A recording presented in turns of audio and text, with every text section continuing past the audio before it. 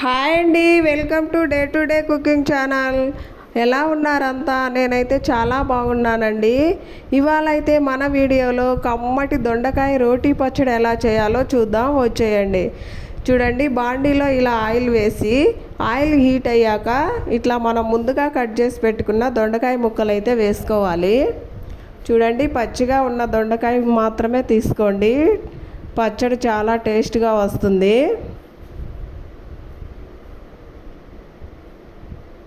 ఇప్పుడు 1 నిమిషం కలుపుకోవాలండి.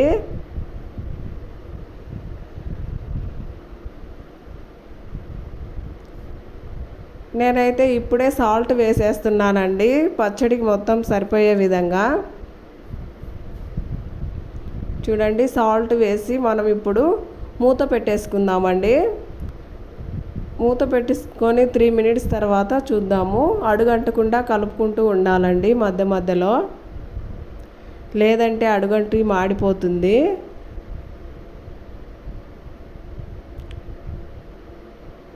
ఇలా 2 మినిట్స్ కలుపుకోవాలి. మళ్ళీ ఇంకోసారి మూత పెట్టేసుకుందామండి.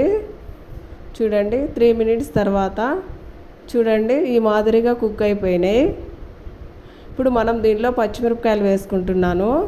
పచ్చిమిరపకాయలు మీ టేస్ట్కి తగ్గట్టు వేసుకోండి. ఎక్కువ కారం తినేవాళ్ళు ఎక్కువగా, తక్కువ కారం తినేవాళ్ళు తక్కువగా వేసుకోండి.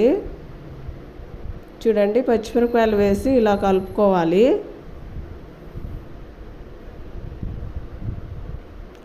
ఇప్పుడు మనం వెల్లిపాయలండి ఒక 5-6 రెబ్బలు వేస్తున్నాను.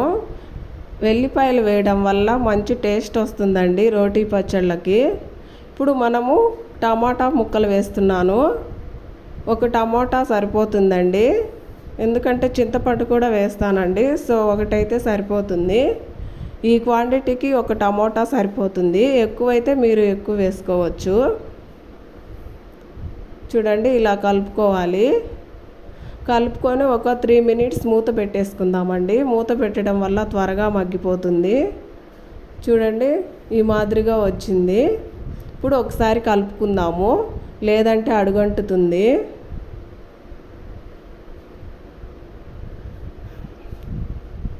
ప్లీజ్ అండి, మా ఛానల్ ఎవరైనా సబ్స్క్రైబ్ చేసుకోకపోతే సబ్స్క్రైబ్ చేసుకోండి, అలాగే ఒక లైక్ కొట్టండి. చూడండి, చిన్న నిమ్మకాయ సైజ్ అంతా చింతపండు వేస్తున్నాను.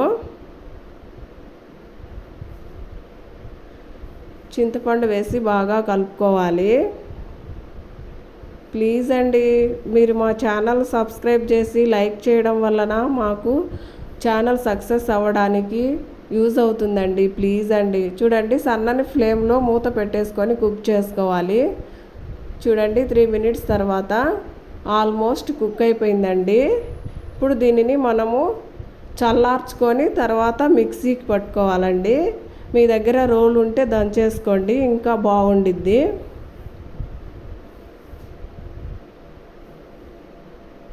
చూడండి, నేను ముందుగా వేయించుకున్నాను కదండి దొండకాయ ముక్కలు, సో దాంట్లోనే పోపు వేస్తున్నాను. ఆయిల్ హీట్ అయ్యాక పోపు దినుసులు వేసాను. ఒక 1/2 టీ స్పూన్ జీలకర్ర కూడా వేస్తున్నానండి. చూడండి, బాగా కలుపుకొని కచ్చా పచ్చాగా దంచుకున్న వెల్లిపాయ రెబ్బలు వేస్తున్నాను. తర్వాత కరివేపాకు వేస్తున్నానండి. చూడండి, ఇవి కుక్ అయిపోయాయి. ఇప్పుడు పచ్చడి వేసుకుంటున్నాను.